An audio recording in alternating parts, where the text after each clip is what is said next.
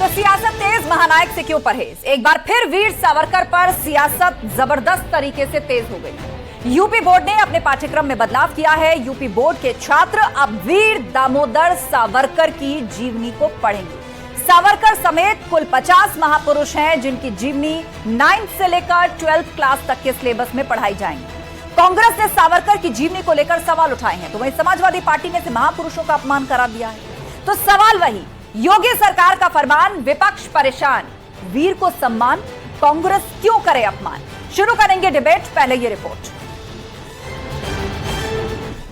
सावरकर जी का व्यक्तित्व विशेषताओं से भरा था। शस्त्र और शास्त्र दोनों के उपासक थे। आमतौर पर वीर सावरकर को उनकी बहादुरी और ब्रिटिश राज के खिलाफ उनके संघर्ष के लिए जानते हैं। सिलेबस में सावरकर, सियासत अब जमकर। बच्चे जो हैं शुरू से ही अपने महान पुरुषों के बारे में जानकारी रखें। इसी प्रकार से जो हमारा संकल्प पत्र है उसमें ये दर्शाया गया है कि 50 ऐसे महान पुरुषों का जीवन चरित्र हम रखें जिसमें हमारे वीर सावरकर जी भी है। योगी सरकार का फरमान, विपक्ष परेशान। सावरकर का इतिहास पढ़ाया जाएगा तो उन हजारों क्रांतिकारियों का अपमान है जिन्होंने फांसी के फंदे को चूमा भारत माता की आजादी के लिए, सीने पर गोली खाई भारत माता की आजादी के लिए, और ये देश आजाद हो इसलिए पूरा जीवन जेल में बिता दिया।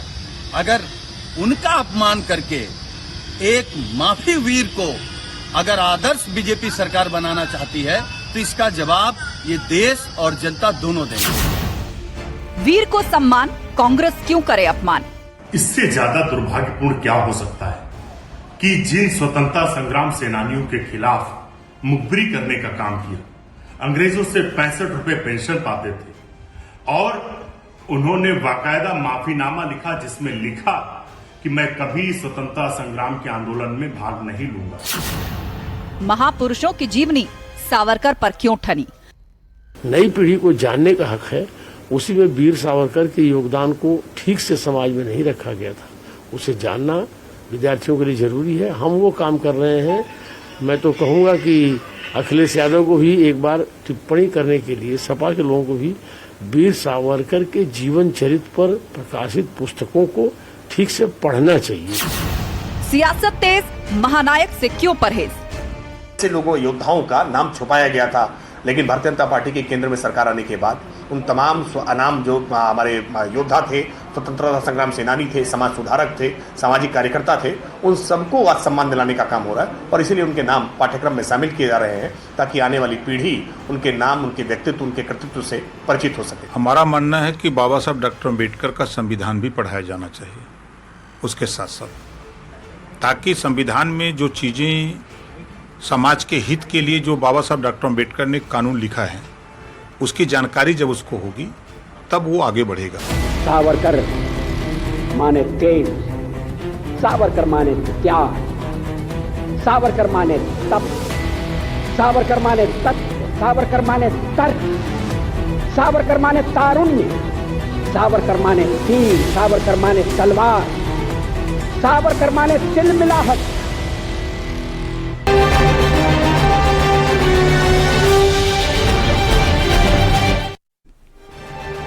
और अब वक्त है आज महाबहस के 3 राउंड के सवाल का। एक एक करके आपको दिखाते हैं आज क्या सवाल हम पूछने जा रहे हैं अपने सभी पैनलिस्ट से। सवाल सबसे बड़ा यही कि सियासत तेज, महानायक से क्यों परहेज? अगर सिलेबस में वीर दामोदर सावरकर पर चैप्टर शामिल किया गया, उनकी जीवनी को उसका हिस्सा बनाया गया, तो उसमें सियासत क्यों शुरू हो जाती है? सवाल नंबर 2, योगी सरकार का फरमान, विपक्ष परेशान। यूपी बोर्ड के लिए जैसे ही फैसला योगी सरकार ने लिया, विपक्ष ने तीखे हमले सरकार के ऊपर शुरू कर दिए और अलग अलग संज्ञाएं देनी शुरू कर दी। सवाल नंबर 3, वीर को सम्मान, कांग्रेस क्यों करे अपमान? कांग्रेस इसे स्वतंत्रता सेनानियों का अपमान करार दे रही है। इसके साथ ही समाजवादी पार्टी ने भी इसको लेकर इसी तरह की प्रतिक्रिया दी है। हमारे साथ चर्चा के लिए पूरा गेस्ट पैनल जुड़ चुका है। हमारे साथ प्रोफेसर धर्मेंद्र यादव हैं, समाजवादी पार्टी के प्रवक्ता, हमाम वाहिद जी हैं, प्रवक्ता कांग्रेस, पीयूष मिश्रा जी हैं, प्रवक्ता सुभाषपा, और रुद्र विक्रम सिंह जी हैं, सुप्रीम कोर्ट के वकील। और थोड़ी देर में हमें ज्वाइन करेंगे समीर सिंह, बीजेपी के प्रवक्ता। आप सभी मेहमानों का बहुत बहुत स्वागत है। चर्चा की शुरुआत करते हैं। सबसे पहले सवाल प्रोफेसर धर्मेंद्र यादव आपसे, क्योंकि आपकी पार्टी ने कहा वीर सावरकर का चैप्टर या उनकी जीवनी अगर यूपी बोर्ड के स्टूडेंट्स पढ़ेंगे तो ये स्वतंत्रता सेनानियों का अपमान है। मतलब सावरकर पर सियासत हो रही है, महानायक से आखिर परहेज क्यों है?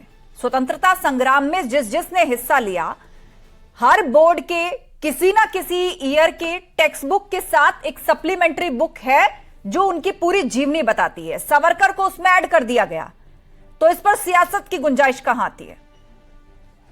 आस्था जी, वीर किसको कहते हैं, स्वतंत्रता सेनानी किसको कहते हैं, देश के लिए समर्पित किसको कहते हैं? अगर इन सब की परिभाषा ही बदल जाएगी तब तो मुझे लगता है कि समझना बड़ा मुश्किल हो जाएगा। उन व्यक्ति को आप वीर कहते हैं, भारतीय जनता पार्टी के लोग वीर कहते हैं जो अंग्रेजी हुकूमत के प्रति वफादारी का कट्टर समर्थक रहूंगा, ऐसा उन्होंने चिट्ठी में लिख के दिया था। वो एक पॉइंट है कि अंग्रेजी सरकार के प्रति मैं वफादारी से कट्टर समर्थक रहूंगा। अच्छा, और उसके बाद अंग्रेजी सरकार ने उनको काल कोठरी में डाला हुआ था, काला पानी की अंडमान निकोबार के अंदर। और कोई व्यक्ति अगर हाथ जोड़कर कहता है मैं आपका वफादार रहूंगा, तो अंग्रेजी हुकूमत उसे जेल में छोड़ देती है। जेल से बाहर क्यों नहीं निकाला? हाथ जोड़ने वाला कभी वीर नहीं होता आस्था जी, हाथ जोड़ने वाला वीर नहीं होता। नहीं, मुझे आप जवाब दीजिए ना। कोई भी व्यक्ति किसी हुकूमत के आगे यदि सरेंडर करता है, हाथ जोड़ता है और जैसा आप कह रहे हैं लिख करके देता है कि मैं ताउम्र वफादार रहूंगा, तो फिर तो अंग्रेजी हुकूमत को उन्हें बड़े पद से नवाज देना चाहिए था। क्यों काला पानी में सड़ने के लिए छोड़ दिया? मैं कह रहा, अंग्रेजी सरकार के पेंशन भोगी थे सावरकर, पूरी पेंशन से जिंदगी काट रहे थे ऐशो आराम की। आप कैसी बात कर रही हैं? काला पानी में कौन सा ऐशो आराम है? आपने जाकर के देखा है? प्रोफेसर धर्मेंद्र यादव, आज भी चले जाइए, वहां की दीवारों, वहां की जेल और खिड़कियों के बाहर का खौफनाक मंजर देखकर आज भी रूह कांप जाती है कि 1947 से पहले जब स्वतंत्रता सेनानियों को वहां भेजती थी अंग्रेजी हुकूमत, ये पता नहीं चलता था बाहर दिन है कि रात। अरे उनकी चिट्ठी पढ़ा कि नहीं आपने? जो मैंने बोला चिट्ठी में नहीं लिखा है क्या? आप बता मेरे सवाल का जवाब दीजिए। आप किस चिट्ठी को कोट कर रहे हैं? वो चिट्ठी कहां से आई, कौन लेकर आया? कांग्रेस पार्टी की लैंग्वेज आप बोल रहे हैं, लेकिन मुझे एक बात बताइए ना, ये तो बहुत कॉमन सेंस और बहुत बेसिक सी बात है। जिसने हुकूमत के आगे सरेंडर किया उसके बाद भी उसका जीवन काल कोठरी में बीता। आपने इंदिरा गांधी की चिट्ठी पढ़ी है? मुझे बताइए, इंदिरा गांधी की चिट्ठी पढ़ी है? नहीं, आप चिट्ठी की बात कर रहे हैं ना। आपने पूर्व प्रधानमंत्री इंदिरा गांधी की चिट्ठी पढ़ी है? चलिए ठीक है, आप नहीं बता पा रहे, हमाम वाइज जी इसका जवाब देंगे। हमाम वाइज जी कांग्रेस से, वो उसका जवाब देंगे। हमाम वाइज जी, गलत बात नहीं, ये गलत बात है। मैं आ रही हूं आपके पास, आप मेरे सवाल का जवाब नहीं दे रहे। ठीक है धर्मेंद्र जी, मैं लौटूंगी, एक बार सभी पैनलिस्ट अपनी बात रख ले। हमाम वाहिद, मुझे 10 सेकंड मैं देती हूँ 10 सेकंड। हमाम वाहिद जी एक बार बात रख ले, उसके बाद फिर आपको मौका मिलेगा। बोलिए हमाम जी।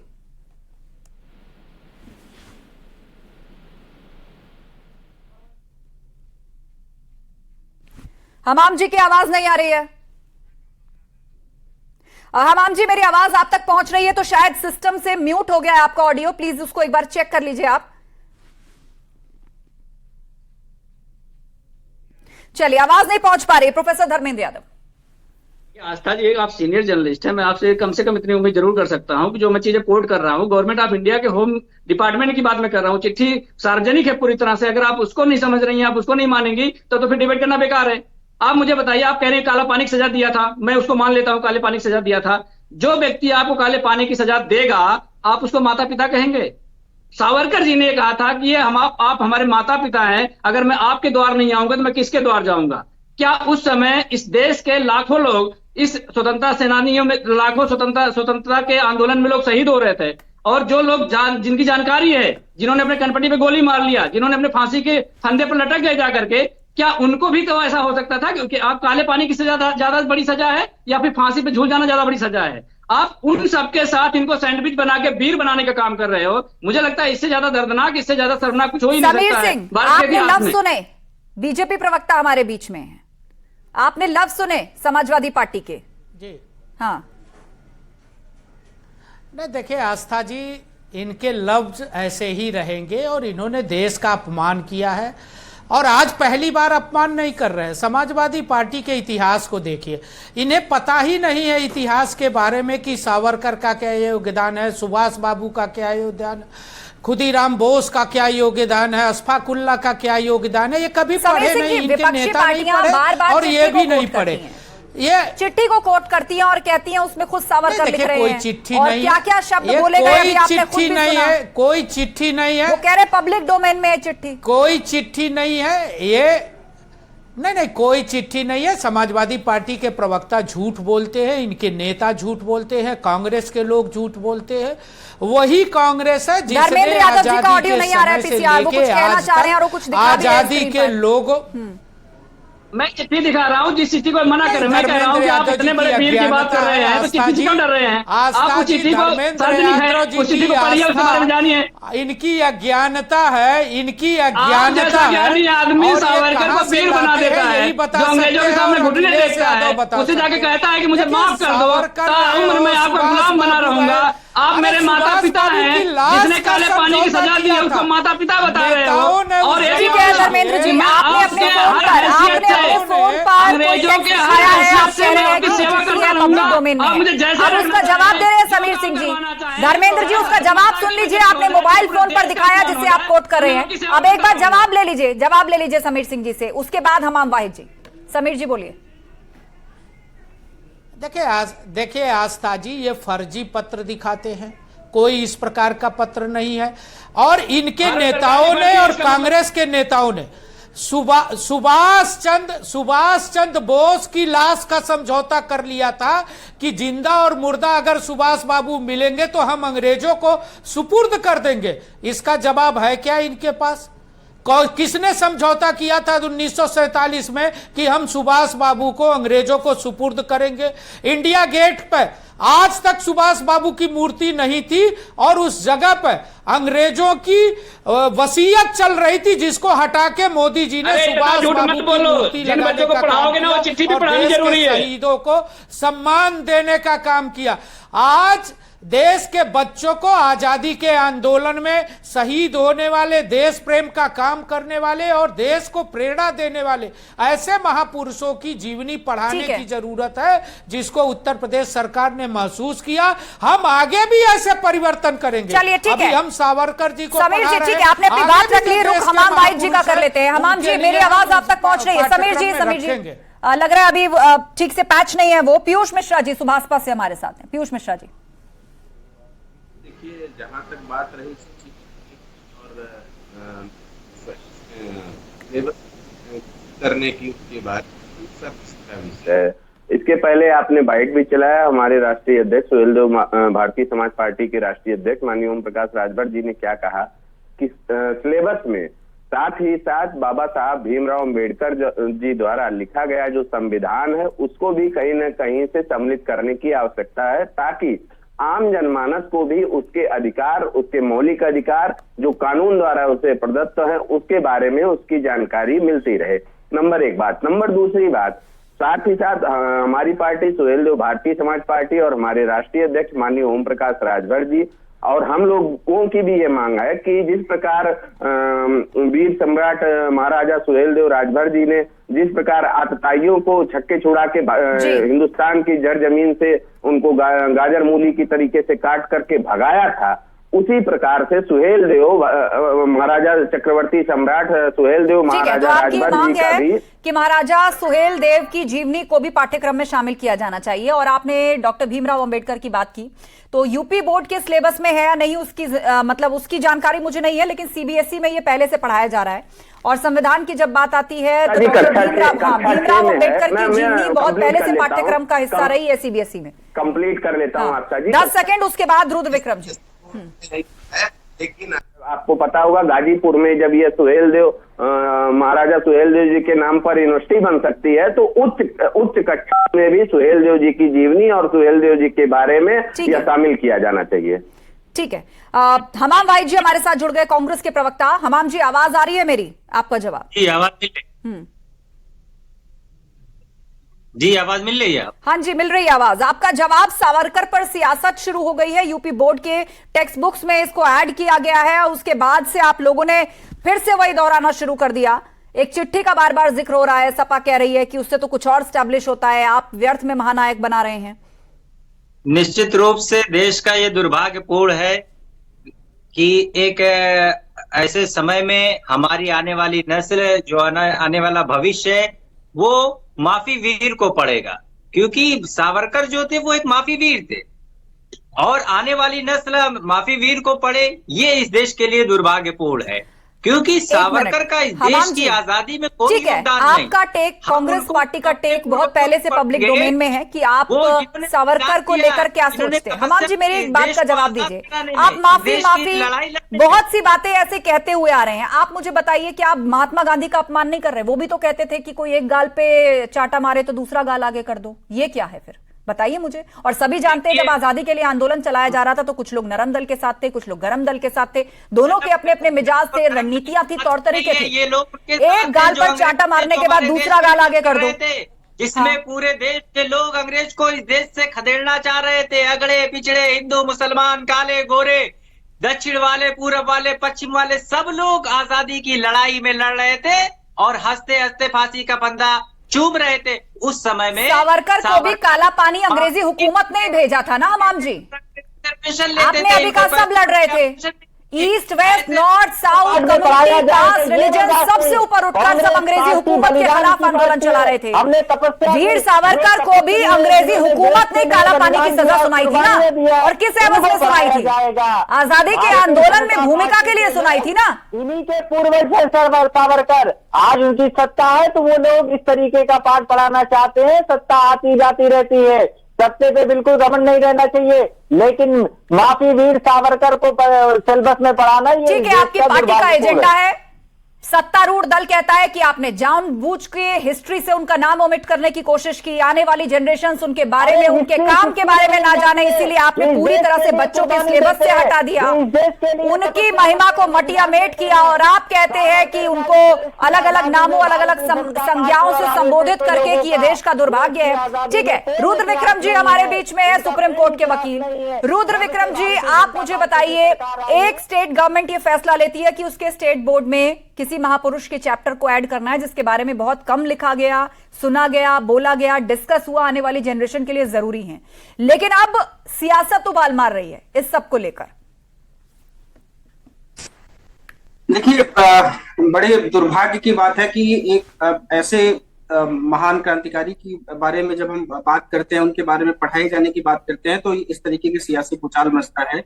इन लोगों को मैं जो ये लोग चिट्ठी बात कर रहे हैं, वो दरअसल एक मर्सी पिटीशन थी जो सावरकर जी ने मूव करी थी। आज भी जब हम कोर्ट में खड़े होते हैं ना, तो कोर्ट में जो जज होता है उसको माय लॉर्ड करके ही संबोधित करते हैं, क्योंकि अंग्रेजों के जमाने में भी उनको माय लॉर्ड कहा जाता था। आज भी हम माय लॉर्ड ही कह के संबोधित करते हैं। और जो पिटीशन होती है वो मर्सी पिटीशन आज भी आर्टिकल 72, आर्टिकल 161 के तहत गवर्नर और प्रेसिडेंट को भेजी जाती है। जिनको सजा हो जाती है मर्सी पिटीशन भेजते हैं।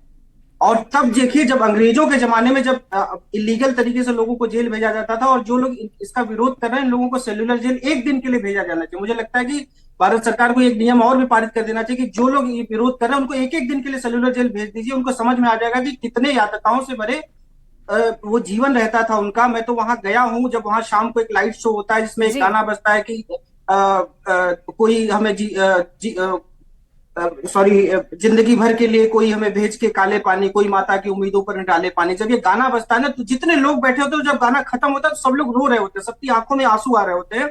आप जब लाइट शो खत्म होता है, क्योंकि वो सावरकर जी की जीवनी और अन्य क्रांतिकारियों की जो भी क्रांतिकारी वहां होते हैं उनकी जीवनी के बारे में होता है। और उनके एक चीज और मैं बताऊं कि उनके जो भाई थे, जो गणेश दामोदकर थे, वो वहीं पे उसी जेल में थे, लेकिन उनको 2 साल 3 साल तक ये पता भी नहीं था कि इसी जेल में उनके भाई भी बंद है।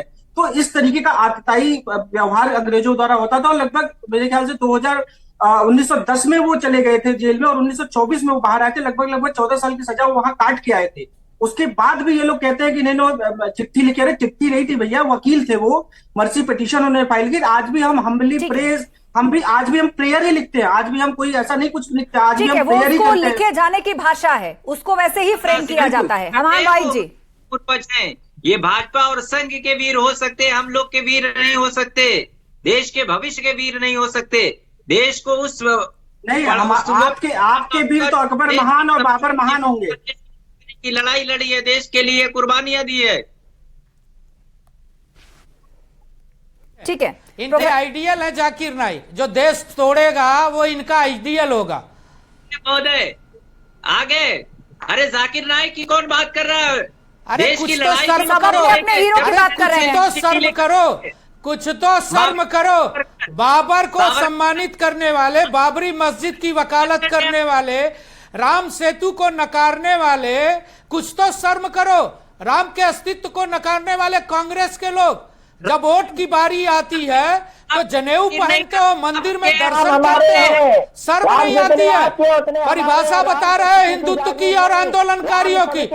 आपने समझौता किया था सुभाष बाबू की लाश पे कांग्रेस के नेताओं ने, वही नेता जो आज की कांग्रेस है, आज की जो कांग्रेस है, राहुल की कांग्रेस नहीं थी, महात्मा गांधी की कांग्रेस ने देश की आजादी का आंदोलन लड़ा था। महात्मा गांधी की कांग्रेस ने देश का आजादी का आंदोलन लड़ने का काम किया था। राहुल के कांग्रेस और सोनिया की, ठीक है, आप दोनों आपस में मत उलझिए। प्रोफेसर धर्मेंद्र यादव, राहुल की, प्रोफेसर धर्मेंद्र यादव, रुद्र विक्रम सिंह जो खुद पेशे से वकील हैं, उन्होंने बताया सावरकर खुद भी वकील थे। मर्सी पिटीशन उसी तरह फ्रेम की जाती है, उसको लिखने की आज भी लैंग्वेज उसी तरीके की है। अब आप लोग सियासी इंटरप्रिटेशन अपनी अपनी तरह से उसको कर रहे हैं। धर्मेंद्र यादव जी शांत होइए, हमाम जी शांत होइए। धर्मेंद्र यादव जी, वो 9 जनवरी 1918 की चिट्ठी है जो उस समय के सरकार यानी कि अंग्रेजी हुकूमत को लिखी गई थी, और उसकी भाषा में बता देता हूं। जो कह रहे हैं कि पिटीशन अलग थी, चिट्ठी अलग थी। चिट्ठी में लिखा गया था अंग्रेजी सरकार के प्रति वफादारी का कट्टर समर्थक रहूंगा। आप मुझे बता दीजिए ये कौन सा भाषा होता है, लैंग्वेज जो कोर्ट में लिखा जाता है। दूसरा उन्होंने लिखा था मैं सरकार की किसी भी हैसियत से सेवा करने को तैयार हूं। ये कौन से पिटीशन में लिखा जाता है हम सरकार की सेवा करेंगे? भाई हम जिसको भगाना चाह रहे हैं उसकी सेवा कैसे कर सकते हैं? तीसरी बात लिखी थी कि आप मेरे माता पिता हैं और मैं अपने माता पिता के पास ना जाकर के मैं किसके पास जाऊंगा? तो जिसके माता पिता अंग्रेज हों उनके पुत्र क्या होंगे? और उनको मानने वाले वीर हैं, फिर वो क्या होंगे? और तीसरे, मैं लास्ट बात यह है कि वो अंग्रेजों से पेंशन लेते थे। तो आप मुझे बता दीजिए कि आप कैसा विरोध करते हैं? आप उनसे पेंशन भी लेंगे, उनके तलवे भी चाटेंगे, उनके पैर भी पकड़ लेंगे, उनकी सेवा भी करेंगे, उन्हें भगाएंगे भी नहीं। मतलब क्या है? अनइंटरप्टेड बात रख दी रुद्र विक्रम। देखिए मैं इनसे एक बात पूछता हूं। अगर मान लीजिए कोई भी सरकार, आज की भी सरकार जो लोकतांत्रिक सरकार है देश में, की भी सरकार रही थी, भाजपा की सरकार है, अगर आपको जेल भेज देती तो आप क्या करेंगे? बेल लगाएंगे कि नहीं लगाएंगे? या आप कहने के नहीं भैया हम जो है एकदम पालन करेंगे कानून का, अगर सरकार ने मेरी भेज दिया है, आप बेल लगाएंगे कि नहीं लगाएंगे? बेल लगाएंगे, जरूर लगाएंगे, क्योंकि भाई वो आपका अधिकार है। उनका भी वो अधिकार था, उनका अपना व्यक्तिगत अधिकार था जिन अधिकारी का उन्होंने प्रयोग किया। और जब भी कोई सरकार, जब भी कोई कोर्ट, अरे मेरी बात तो सुन, पूरी बात सुन ले, जब भी कोई कोर्ट या सरकार जब आपको बेल ग्रांट करती है या फिर आपको पिटीशन ग्रांट करती है तो उसमें कुछ कंडीशंस होती है। वो कंडीशन लिखती है कि भैया आप इस शहर से छोड़ के नहीं जाएंगे, या आप रोज थाने में आके आप बैठकी लगाएंगे, थाने में आपको रोज 1 घंटे बैठना पड़ेगा। बहुत सारी कंडीशंस होती हैं। हो सकता है उस वहां की सरकार ने कुछ कंडीशन, क्योंकि ब्रिटिश सरकार आप जानते कितनी आतताई सरकार थी, और वो भैया किसी का पानी भरने के लिए या फिर किसी का कुछ करने के लिए तो 12 साल की सजा, 50 साल की सजा उनको हुई नहीं थी, जिसमें 12 साल उन्होंने काटा भी। वो थे इस तरीके के, उस तरीके के क्रांतिकारी वीर थे, तभी तो उनको भेजा गया। और किसी को क्यों नहीं भेज दिया गया? और किसी जो भी क्रांतिकारी थे उन सबको भी सम्मान था, उन सभी को जो जिनको फांसी, उनका भी सम्मान है। महात्मा गांधी को फांसी नहीं था, उनका सम्मान नहीं है देश में, उनका भी हम सम्मान करते हैं, उनको भी हम राष्ट्रपिता के नाम संबोधित करते हैं। जवाहरलाल नेहरू को भी हम कहते हैं कि भाई वो भी क्रांतिकारी थे, उन्होंने भी देश की आजादी में योगदान दिया। ठीक है, तो प्रोफेसर धर्मेंद्र यादव 10 सेकंड, मुझे 1 मिनट में शो क्लोज करना है, बोलिए। मैं कह रहा हूँ जैसे मैं ये कह रहे हैं कि आप अगर किसी सरकार को लिखेंगे तो क्या मैं ये लिख दूंगा कि मैं आपकी गुलामी करूंगा? क्या आप मुझे पेंशन दो? क्या मैं ये लिख दूंगा कि आजीवन आपका कट्टर समर्थक रहूंगा? कहाँ लिखा उन्होंने पेंशन दो? कहाँ लिखा उन्होंने पेंशन दो? नहीं, पेंशन दो कहाँ लिखा है? का नाम लेकर के इनका अपमान, वीरों का अपमान क्यों कर रहे हैं? अरे वीर कौन है? सुभाष का नाम छोड़ दीजिए, आप चंद्रशेखर आजाद का नाम छोड़ दीजिए, भगत सिंह का नाम छोड़ दीजिए। अरे ये बताइए कि इनकी ठीक है, समीर सिंह, लास्ट रिमार्क समीर सिंह, आप दोनों शांत हो जाइए। समीर सिंह जी को पढ़ो, एक बार क्रांतिकारियों को पढ़ो, अरे एक बार जानो इतिहास। एक चिट्ठी तो पढ़ी नहीं जा रही है। बैठ के चैनल जब आप चिट्ठी नहीं पढ़ोगे धर्मेंद्र तो डिग्री दिखाने को कोई कहेगा डिग्री नहीं दिखाओगे, दूसरे को ज्ञान बांटोगे कर रहे हो, खुद को पढ़ लो जाके। उन्होंने एक पेज की चिट्ठी है। चलिए ठीक है, आपसी बात में मत उलझिए, शो क्लोज करना है मुझे, टाइम खत्म हो गया है। आप सबका शुक्रिया, आप सबका शुक्रिया।